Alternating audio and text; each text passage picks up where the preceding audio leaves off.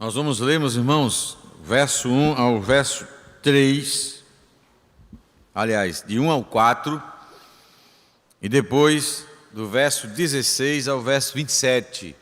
Então você pode acompanhar a leitura da palavra de Deus, Evangelho de João, capítulo 14, de 1 a 4, e depois 16 a 27. Me acompanhe com a sua Bíblia, então, a leitura do texto sagrado. Diz assim a palavra do Senhor: Não se turbe o vosso coração. Credes em Deus, crede também em mim. Na casa de meu Pai há muitas moradas. Se assim não fora, eu vou-lo teria dito, pois vou preparar-vos lugar. E quando eu for e vos preparar lugar, voltarei e vos receberei para mim mesmo, para que, onde eu estou, estejais vós também, e vós sabeis o caminho para onde eu vou. Verso 16.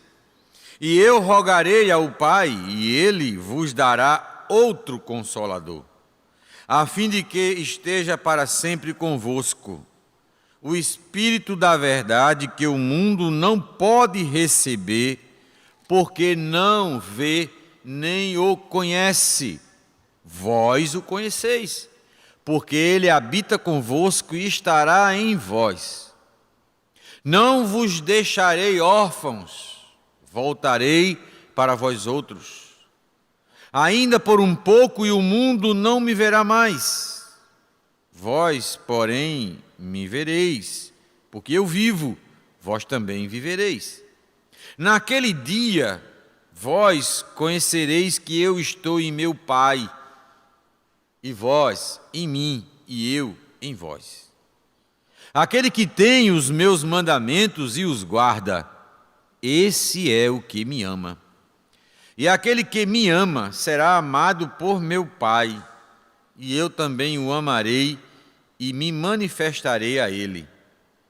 Disse-lhe Judas, não o Iscariotes: De onde procede, Senhor, que estais para manifestar-te a nós e não ao mundo? Respondeu Jesus: Se alguém me ama, guardará a minha palavra, e meu Pai o amará, e viremos para ele, e faremos nele morada. Quem não me ama, não guarda as minhas palavras. E a palavra que estáis ouvindo não é minha, mas do Pai, que me enviou.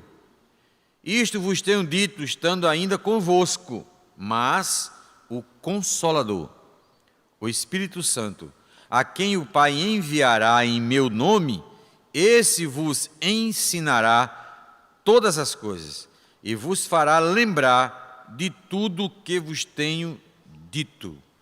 Convido a igreja a ler juntamente comigo o verso 27. Nós vamos focar neste verso. Verso 27, vamos ler juntos? Deixo-vos a paz, a minha paz vos dou. Não vou-la dou como a dá o mundo. Não se turbe o vosso coração, nem se atemorize. A nova versão de Almeida, atualizada, diz assim, nesse versículo: Deixo com vocês a paz. A minha paz lhes dou. Não lhes dou a paz como o mundo a dá. Que o coração de vocês não fique angustiado nem com medo. Amém? Vamos orar? Falar com o nosso Deus e Pai para que o Espírito Santo do Senhor ilumine as nossas mentes, para que possamos compreender a verdade da palavra de Deus. Pai amado, nós, em nome de Jesus, bendizemos o Teu nome, exaltamos o Teu santo nome, ó Pai. Ó Deus, pela Tua santa palavra, pela Tua perfeita palavra.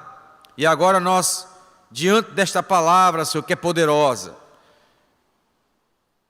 que é a Tua revelação, Senhor, nós clamamos para que o Teu Espírito Santo nos auxilie, iluminando as nossas mentes, nos capacitando a compreendê-la e, através dela, ouvir a tua voz, Senhor, para que por ela sejamos animados, aperfeiçoados, consolados, em nome de Jesus. Abençoa o teu povo, ó Pai, em nome de Jesus nós oramos. Amém.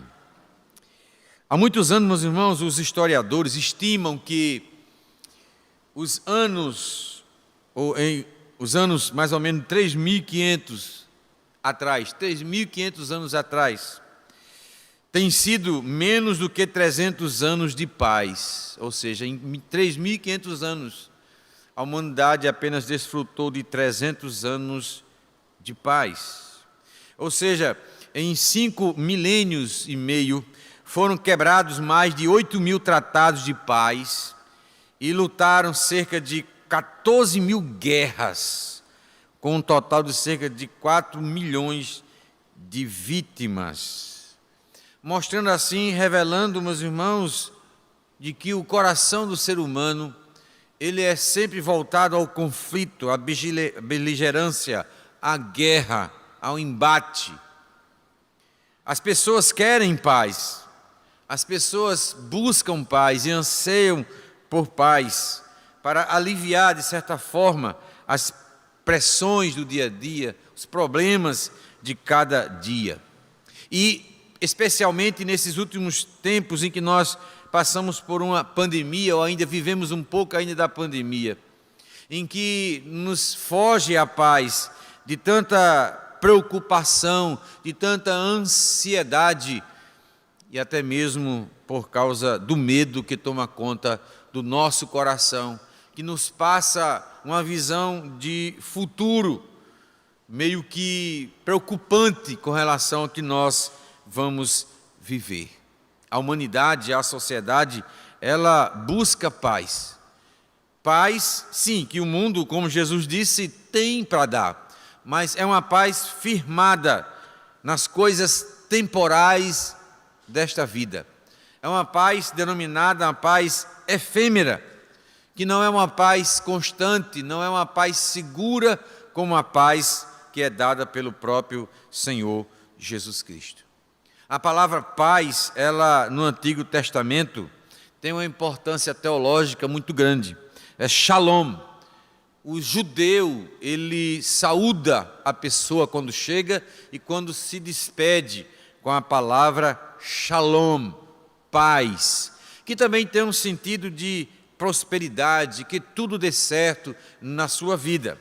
No Novo Testamento, a palavra paz, ela tem praticamente quase que o mesmo sentido. Mas aqui no texto que nós acabamos de ler, é uma paz de alguém, não é uma paz de circunstância, mas é a paz de alguém que diz: eu lhes dou a minha paz. Quero convidar os irmãos para que no texto que acabamos de ler, nós possamos meditar sobre esse tema, que a paz que é dada por Cristo é uma paz ultra circunstancial, é uma paz que mesmo em meio à adversidade, à dor, à tristeza e ao medo, ela nos cobre de segurança, ela nos dá tranquilidade. Mas como isto acontece? Vamos então para o texto que nós acabamos de ler no capítulo 14.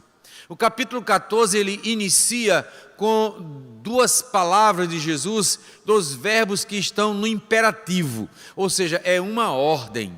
Ele diz: não se turbe o vosso coração. E depois ele diz: crede em Deus, crede também em mim.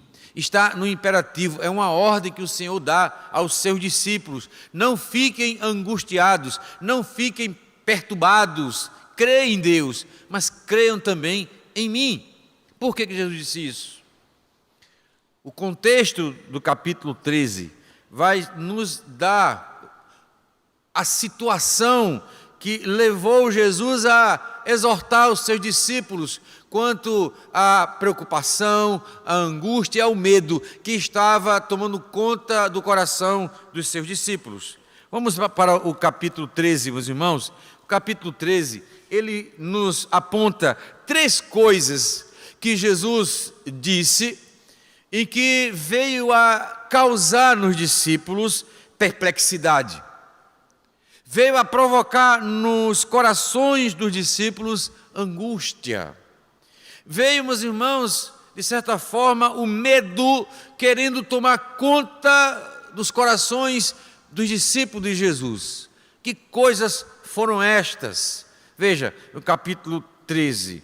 Primeiro, Jesus, ele fala de que alguém vai traí-lo. Está à mesa com os discípulos, a partir do verso 21. E à mesa com os discípulos, Jesus diz: olha, um entre vocês vai me trair. Um dentre vocês vai me entregar. Há um traidor aqui no nosso grupo. Então essa informação de Jesus, eles estão juntos já há 3 anos. Esta é a noite que antecede ao dia em que Jesus será entregue, ao dia em que Jesus será julgado. Portanto, esta noite é uma noite que para Jesus, ela é profundamente angustiante. Ele diz: a minha alma está profundamente angustiada, quando ele vai para o jardim do Getsemane. Mas antes ele diz para os discípulos: há um traidor entre nós. Um dentre nós vai nos trair, vai nos entregar às autoridades de Israel. E isto causa no meio dos discípulos um sentimento de insegurança, de inquietação, de instabilidade. Há alguém aqui que vai trair a gente, que vai trair o nosso mestre. Esta é a primeira coisa que provoca nos discípulos, que leva ou vai levá-los a um sentimento de angústia, a um sentimento de medo. Ou seja, eles vão perder a paz, a tranquilidade, eles vão ficar inquietos, ansiosos.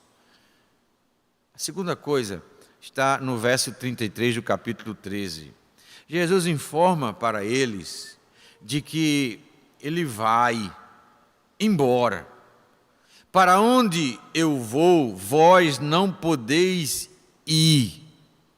Esta informação também choca os discípulos. Aqui, meus irmãos, começa então a haver uma falta de estabilidade emocional dos discípulos. Eles começam a ficar inseguros. Alguém que vai nos trair.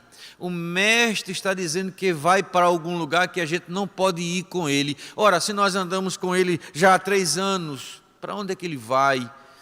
Será que ele vai nos abandonar? Será que nós vamos ficar sozinhos, órfãos? Terceira coisa que vai provocar nos discípulos sentimento de perplexidade, de insegurança, de angústia, é o fato de Jesus falar para Pedro que Pedro vai negá-lo 3 vezes no versículo 38. Pedro chega e diz para Jesus no verso 37, por ti darei a própria vida. Jesus diz, darás a vida por mim, Pedro? Antes que o galo cante 3 vezes, você vai me negar. Então, essas 3 informações vão provocar na alma e no coração dos discípulos medo, pavor, angústia. O que está acontecendo? E agora? E agora, o que será de nós? Ou seja, toda aquela estabilidade emocional que havia por parte dos discípulos até então, agora desmorona tudo. Porque agora como nós vamos andar se há um traidor? Como nós vamos caminhar se o mestre vai nos abandonar? Como nós vamos caminhar se Pedro, que aqui demonstra em todos os evangelhos, que é um líder, ele sempre toma a dianteira e fala em nome do grupo. Se ele vai negar a Jesus, tudo isso, toda essa informação provoca nos discípulos esse sentimento de angústia, de medo. Mas o que é maravilhoso, meus irmãos, é que Jesus, ele me conhece, ele te conhece. Ele conhece a cada um de nós pelo nome. Ele sabe, meus irmãos, todas as nossas fraquezas, todas as nossas angústias, todos os nossos medos. Ele sabe. O medo do futuro, o medo do que vai acontecer. E quando essas coisas que estão fora do nosso alcance, do nosso controle, vêm sobre a nossa mente, o nosso coração é tomado pelo medo, pela angústia. E se nós não vigiarmos, seremos tomados pelo sentimento de pânico, pavor. É assim que os discípulos estão se sentindo. Não, acabou tudo. E o projeto nosso, o projeto do Senhor, o que será? Tudo que eles planejavam em sua mente agora caiu por terra. Tudo. Eles estavam, portanto, com o coração pesado, angustiados. Mas aí, capítulo 14, Jesus toma a palavra e diz, exorta, é uma exortação, meus irmãos. É um imperativo, é uma ordem. Não se turbe o vosso coração. Não se deixem tomar por esta angústia, por este medo, por este pavor. Creia em Deus. Creia também em mim. São duas exortações que o Senhor faz aos seus discípulos. Me lembra agora, meus irmãos, da situação de Jairo, quando ele vai a Jesus, procurar Jesus para que possa curar seu filho, e no meio do caminho uma mulher que sofreu de hemorragia há mais de 12 anos, e esta mulher interrompe a caminhada de Jesus, Jesus para, conversa, e Jairo está ali, aliás sua filha, e Jairo está ali, calado, quieto, mas a gente pode imaginar o que passa no coração de Jairo, a sua filha lá morrendo em casa, aquela mulher para Jesus, e ele fica ali pensando, meu Deus, minha filha vai morrer. E quando Jesus termina a conversa com a mulher, imediatamente chega alguém da casa de Jairo e diz, Jairo, a tua filha morreu. E naquele mesmo instante que ele toma a notícia que o seu coração, meus irmãos, está sendo transbordado de angústia, de pavor, Jesus diz, Jairo, não temas, continua crendo. Assim, meus irmãos, são muitas as situações que nós vivenciamos nas nossas vidas. Cada um de nós que está aqui nesta noite, cada um de nós que nos acompanha através do YouTube, em casa, pela internet. Quer a gente assuma ou não, há situações nas nossas vidas, talvez diárias, semanais, mensais, Deus sabe. Situações em que o pânico, o pavor vem para tomar conta do nosso coração, angústia vem sobre o nosso coração, nos levantando, meus irmãos, dúvidas sobre o amanhã, dúvidas sobre a nossa vida, porque nós não temos controle, o controle, e tudo que nós não temos o controle nos causa medo. E os discípulos ali agora estão aterrados de medo, de pavor. Não se turbe, não se perturbe, não se deixe dominar por esse sentimento. Creia em Deus, creia também em mim, o que eu estou dizendo. E Jesus agora passa então a falar para os discípulos do que ele começou no verso 33, para onde eu vou, vós não podeis ir.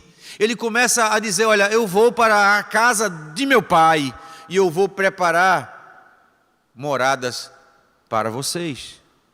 O que é interessante, meus irmãos, a gente sempre ouviu falar, no meio evangélico, de que nós teremos uma casa, no céu, uma mansão. Isso não é bíblico. Só há uma casa, a casa de meu pai. E o texto, mais originalmente falando, mais literalmente diz, e eu vou preparar aposentos para vocês. Na cultura de Israel, quando alguém casava, a família do noivo já tinha preparado um terreno, em que nos fundos do terreno ele já preparava construir ali um aposento, para que ali fosse morar sua filha ou seu filho. E aí outro filho casava, fazia outro aposento, mas é uma casa só, é a casa do pai. Então Jesus diz, na casa de meu pai há muitas moradas, é uma casa só, mas vários aposentos. Claro que a linguagem aqui ela é espiritual, ela está falando, meus irmãos, da igreja do Senhor. Ela está falando que o nosso lugar está reservado em Cristo, guardado por Cristo. Se eu vou para junto do meu Pai, não vai apenas fazer uma viagem, mas Ele vai cumprir o plano do Pai para a nossa salvação. Ele começa então a explicar para os discípulos o que vai acontecer. E ele fala: eu sou o caminho, eu sou a verdade, eu sou a vida. Ninguém vem ao Pai senão por mim. Filipe então questiona a Jesus, dizendo assim, verso 9: Filipe, há tanto tempo estou convosco que não me tens conhecido? Quem me vê a mim, me vê o Pai. Como dizes tu, mostra-nos o Pai? Não crês que eu estou no Pai e que o Pai está em mim? Aqui é um argumento teológico para defender a doutrina da Trindade, da Santíssima Trindade. O Pai, o Filho e o Espírito Santo são um só, o Deus Trino.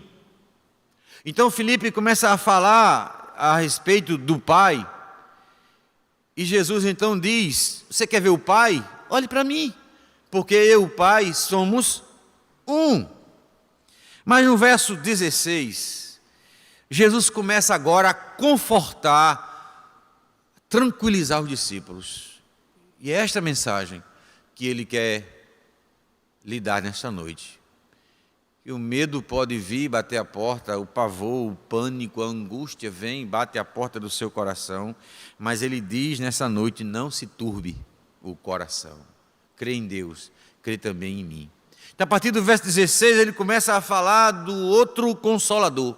A partir do verso 16, ele fala sobre o Espírito Santo. A pessoa do Espírito Santo, no capítulo 14, é central. É central. Porque a pessoa do Espírito Santo, Jesus começa então a expor de que o Espírito Santo, na verdade, é a demonstração de que Ele não nos abandonou, mas de que Ele continua presente e vivo em nós. De que o Espírito Santo não apenas é o agente transformador e aquele que convence do pecado, da justiça e do juízo, mas o Espírito Santo, na verdade, faz morada na vida do crente. Ele faz morada na sua e na minha vida. O fato do Espírito Santo morar em mim e morar em você significa que Jesus está presente conosco. Ele está presente conosco. Sabe uma palavra que ele diz aqui no verso 19? Olha que interessante. Ele diz: ainda por um pouco, ele está perto de ser crucificado, de ser sepultado, de ressuscitar e voltar para o Pai. E o mundo não me verá mais. Vós, porém, me vereis, porque eu vivo. E é verdade. Até então o mundo ali, todos, crentes ou não, enxergavam a pessoa de Jesus. Eles, mas mais um pouco de tempo e o mundo não mais me verá. Quando ele sobe, é assunto aos céus. Só quem enxerga que ele está vivo e está presente é aquele que tem o Espírito Santo de Deus. E esta, meus irmãos, é a constatação de que Cristo de fato não nos abandonou. Cristo de fato está presente conosco. É isso que ele está dizendo aos discípulos: eu rogarei ao Pai e Ele vos dará outro Consolador, a fim de que esteja para sempre convosco. Então significa que Jesus, Ele está presente na sua vida, na minha vida, porque o Espírito Santo habita em você e habita em mim. Então você não está órfão, você não está abandonado, não. O Senhor está com você. O Senhor está presente na sua vida. Em todos os momentos da sua existência, Jesus se faz presente. Amém? Não há um momento da nossa vida, nem um instante, em que o Senhor não esteja conosco. Todas as situações o Senhor está presente. Mas o medo vem, o pavor vem, o pânico vem. E quando Ele toma conta do nosso coração, nós precisamos exercer a fé, como Ele diz. Não se turbe o vosso coração, não se deixe tomar, o medo vem, a angústia vem, mas não permita que esse sentimento domine o teu coração. Creia em Deus, creia também em mim. E o que ele acabou de dizer para os discípulos, ele diz também para nós: eu rogarei ao Pai e Ele enviará outro Consolador. A palavra Consolador significa aquele que anda junto, né? aquele que está do teu lado. Então Jesus diz, olha, eu vou, mas Deus vai enviar outro, do mesmo, a mesma essência. É Jesus, só que na pessoa do Espírito Santo. Você consegue imaginar isso? Jesus está ao teu lado, Jesus está com você quando você dorme, quando você acorda, quando você vai trabalhar, Jesus está presente na sua vida. Mas por quê, pastor? Como assim? Porque o Espírito Santo habita, faz morada na vida e no coração daquele que é nova criatura em Cristo Jesus. Crê em Deus, crê também em mim. É você crer nesta palavra de Jesus, porque é a palavra dele. Ele está dizendo, olha, o mundo não mais me verá, mas vocês vão me ver, porque eu vivo. Isso exige da gente, meus irmãos, fé. Mas não é uma fé abstrata, não é uma fé aleatória, é a fé naquilo que ele diz, na minha palavra. Aquele que tem os meus mandamentos e os guarda, esse é o que me ama. Quem não me ama não guarda as minhas palavras. Então a chave para vencer a angústia, a perturbação, o pavor e o pânico é você crer no que ele diz. Ele está dizendo, creia. É essa fé que ele exige de nós. Crer na sua palavra. Então o remédio, meus irmãos, para todos os nossos temores é crermos no que ele disse. O que foi que ele disse? Que estaria conosco. O que foi que ele disse? Que ele está vivo. Que ele está presente em nossas vidas. A obra do Espírito Santo, meus irmãos, claro, ela é complexa, é abrangente. Santificação, convencer do pecado, da justiça e do juízo. Mas a obra do Espírito Santo também é, meus irmãos, firmar a paz de Cristo em nossos corações. Vamos chegar lá no versículo 27. Nós somos, meus irmãos, frágeis. Por mais que a gente se ache e denomine forte, nós somos frágeis diante do terror, diante da angústia, diante da calamidade. Nós somos frágeis. E nós não sabemos nada, nós não sabemos de nada da nossa vida. Recebi um áudio de uma irmã lá de Pombal, onde eu fui pastor durante algum tempo. A irmã se preparando, o áudio, ela falando no áudio, se preparando para uma cirurgia, o fêmur. A irmã, 50 anos, 51 anos, esposa de um diácono. Quinta-feira agora, se preparando para uma cirurgia, pedindo oração. E ela foi para o hospital, não deu certo a cirurgia. Ela disse, ore, meus irmãos, estou aqui no bloco, mas não deu certo. Deus sabe todas as coisas. A irmã faleceu ontem de um trombo. Nós não sabemos, meus irmãos. Quando eu vejo uma coisa dessa, eu fico pensando assim, meu Deus, se a gente não confia no Senhor, se a gente não descansa no Senhor, se a gente não crê nas promessas do Senhor, meus irmãos, nós somos tomados de pânico, somos tomados de medo, de pavor. Mas o Espírito Santo habita em nosso coração, o Espírito Santo habita em nós, e esse Espírito Santo significa a verdade do que o Senhor disse na sua palavra. Eu vou para junto do Pai, verso 18, mas não vos deixarei órfãos. Voltarei para vós outros. Então essas palavras de Jesus começam então a confortar o coração dos discípulos, que estavam esses corações sendo tomados pelo medo, pelo pavor, pela angústia. Porque Jesus vai para onde? Pedro vai negar Jesus, há um traidor, meu Deus, como é que vai ser? A estabilidade ali acabou. Mas aí Jesus entra na história da vida dos discípulos e diz, olha, eu vou para junto do Pai, eu vou preparar para vocês moradas, mas vocês não vão ficar abandonados, eu vou rogar ao Pai, Ele vai enviar outro Consolador. Louvado seja Deus. Nós não estamos à deriva, nós não estamos órfãos. Deus cuida de nós a cada dia, a cada instante. O Senhor anda conosco na nossa vida diária e constante. Nós somos todos os dias, meus irmãos, testados e provados a crer nesta palavra. As circunstâncias da vida, a nossa fragilidade enquanto humano, nos leva a não crer nisso. Porque as coisas que vemos e enxergamos e que estão longe do alcance das nossas mãos, que nós não temos o controle, nos provoca este medo, este pavor, esta perplexidade. Mas o Senhor nos tranquiliza, porque Ele diz no verso 27, deixo-vos a paz, a minha paz vos dou. Veja, o que o Senhor está dizendo para nós aqui, é que Ele vai, o Espírito Santo vem, mas uma coisa eu vou deixar com vocês, a minha paz. Que paz é essa? Eu fiquei a meditar, ele está falando da minha paz, mas que paz é essa? Pensa um pouco.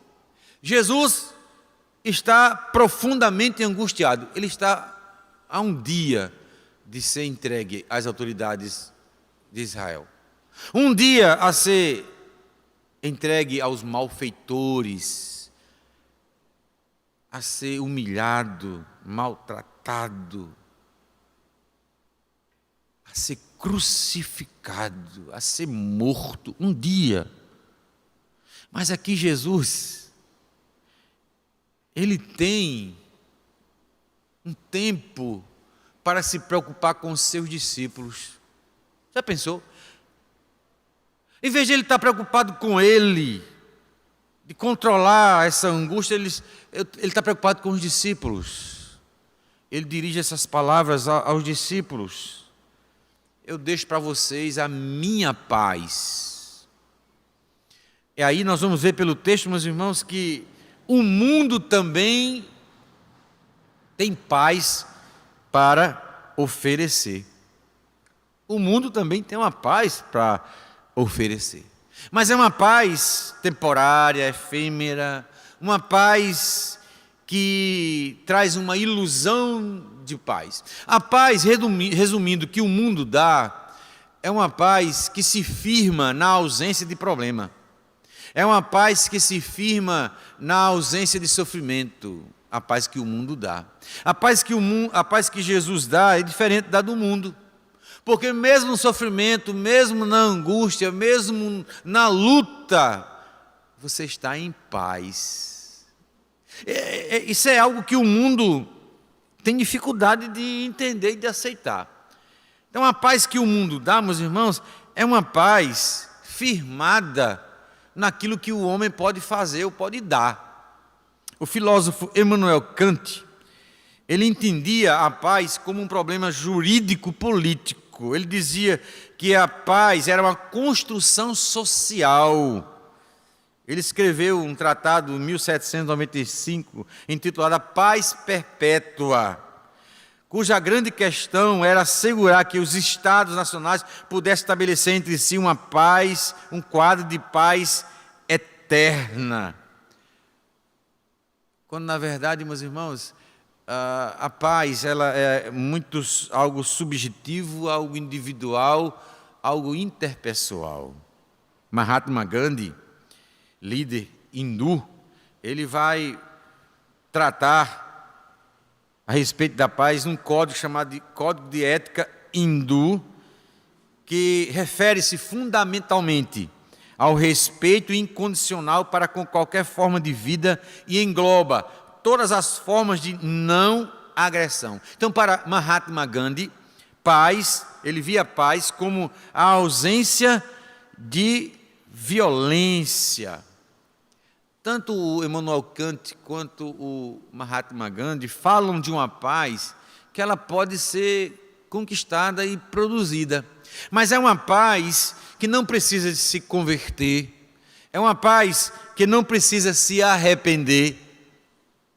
Porque esse tipo de paz que o mundo promete e produz é uma paz que não trata da nossa inquietação íntima da alma. É uma paz que não trata do nosso problema primário, que é a nossa inimizade para com Deus. Todos nós temos e nascemos inimigos de Deus. Se a paz com Deus não acontecer, os outros tipos de paz não resolvem o teu problema. Você continua sem paz. A paz que Jesus nos dá, Ele diz: deixo-vos a paz. É um tesouro, é uma dádiva. É você, mesmo em situação de conflito, você ter serenidade, você ter paz. Sabe por quê? Porque o seu problema primeiro foi resolvido com Deus. Romanos capítulo 5, verso 1. Justificados, pois temos paz com Deus. Então Jesus está dizendo: deixo-vos a paz, a minha paz eu vos dou, não vos la dou como a dá o mundo. Ou seja, a paz que o mundo dá, ela vem de fora para dentro. A paz que Jesus dá, ela vem de dentro para fora. Porque a paz que Jesus dá vem como fruto de um relacionamento com Deus, nascido da conversão e do arrependimento. João Calvino, ele comenta essa expressão de Jesus: deixo-vos a minha paz, dizendo o seguinte: essa paz é de muito mais valor do que aquela que geralmente se encontra no seio da sociedade humana, a qual geralmente possui a palavra paz, porém, diz João Calvino, gélida em seus lábios, à guisa de cerimônia ou sincera e reciprocamente desejam a paz, contudo, não podem dar a outrem. É uma paz, a paz no mundo, meus irmãos, falsa. É uma paz produzida pelas coisas do mundo. Muitos procuram paz no status social, na estabilidade financeira, mas o nosso problema interior é com Deus. Se você não resolver a sua questão com Deus, nada mais pode lhe trazer paz. Mas se você está em um relacionamento com Deus, através de Jesus, você consegue ter paz na mais profunda luta que você possa estar passando. E esse tipo de paz, nenhum ansiolítico, nenhum medicamento tarja preta vai dar. Só Jesus pode dar. É uma questão de fé.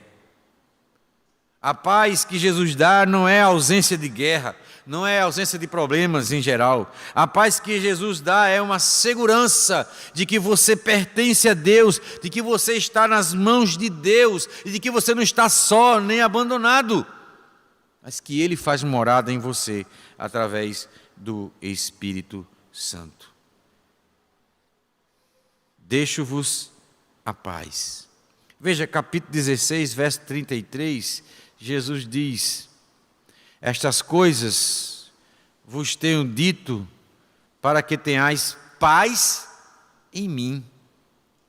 No mundo passais por aflições, mas tende bom ânimo, eu venci o mundo. Louvado seja o nome do Senhor.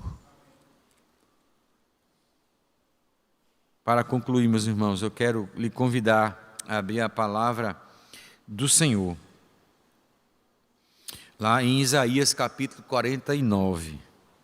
Veja, existe a paz com Deus e a paz de Deus. A paz com Deus se resolve quando você tem Jesus como seu Salvador. E a paz de Deus é fruto desta reconciliação. É a certeza plena de que Ele está conosco. Não é a ausência de problema de sofrimento, não é a ausência de luta, não é a ausência de medo nem de angústia, não. É a ausência de que você possa ser dominado pelo medo, pela angústia. A angústia vem, o medo vem, mas você não vai se deixar dominar por nenhum deles, porque você crê que Jesus vive e que todas as promessas do Senhor se cumpre na sua vida através do Espírito Santo. Mas veja, em Isaías capítulo 49, Isaías 49, vamos ler juntos, meus irmãos, esse texto sagrado, Isaías 49, é um texto em que o povo levanta um questionamento do Senhor, né?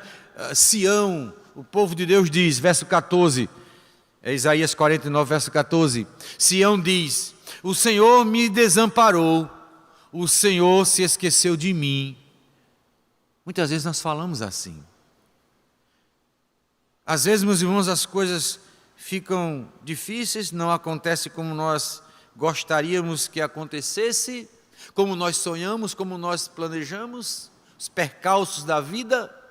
Então nós passamos a dizer, o Senhor me desamparou, o Senhor se esqueceu de mim. Na nossa fraqueza, na nossa fragilidade humana, chegamos a dizer essas coisas. Mas olha o que Deus responde no versículo 5. Leia comigo. Acaso pode uma mulher esquecer-se do filho que ainda mama, de sorte que não se compadeça do filho do seu ventre? Mas ainda que esta viesse a se esquecer dele, do seu filho, eu, todavia, não me esquecerei de ti, diz o Senhor de Israel. Creia no que Deus diz. Não creia naquilo que o seu coração está questionando, no que as circunstâncias estão apontando. Creia no que Deus diz. E ele diz aqui no texto, mesmo que uma mãe venha a abandonar o seu filho, eu, todavia, não me esquecerei de ti. Louvado seja Deus. Eu posso me esquecer de você, meu irmão, minha irmã. Você pode se esquecer de mim, mas Deus não esquece de nós dois. Deus não esquece. Vai lá para Salmo 27, por favor. Salmo 27. Não se turbe o vosso coração. Credes em Deus, crede também em mim. 27, verso 3. Vamos ler juntos? Leia a palavra do Senhor. Leia a palavra do Senhor. Memorize a palavra do Senhor, para que quando as nuvens negras viessem sobre a sua vida, de pavor, de pânico, de medo, você lembre das promessas de Deus e diga para você mesmo: porque te perturbas dentro de mim, ó minha alma, eu louvarei ao Senhor, eu exaltarei ao Senhor. Olha o que ele diz, vamos ler? 27, 3. Ainda que um exército se acampe contra mim, não se atemorizará o meu coração. E se estourar contra mim a guerra, ainda assim terei confiança. Em nome de Jesus, meus irmãos. Em nome de Jesus. Corra para Jesus. Corra aos pés de Cristo. O que acontece, meus irmãos, é que nós vivemos num momento em que pecado é transformado em doença. E nós, claro, vamos correr para remédios, medicamentos, quando às vezes, meus irmãos, a doença é pecado, é incredulidade, é falta de confiança nas promessas do Senhor. Faça o teste.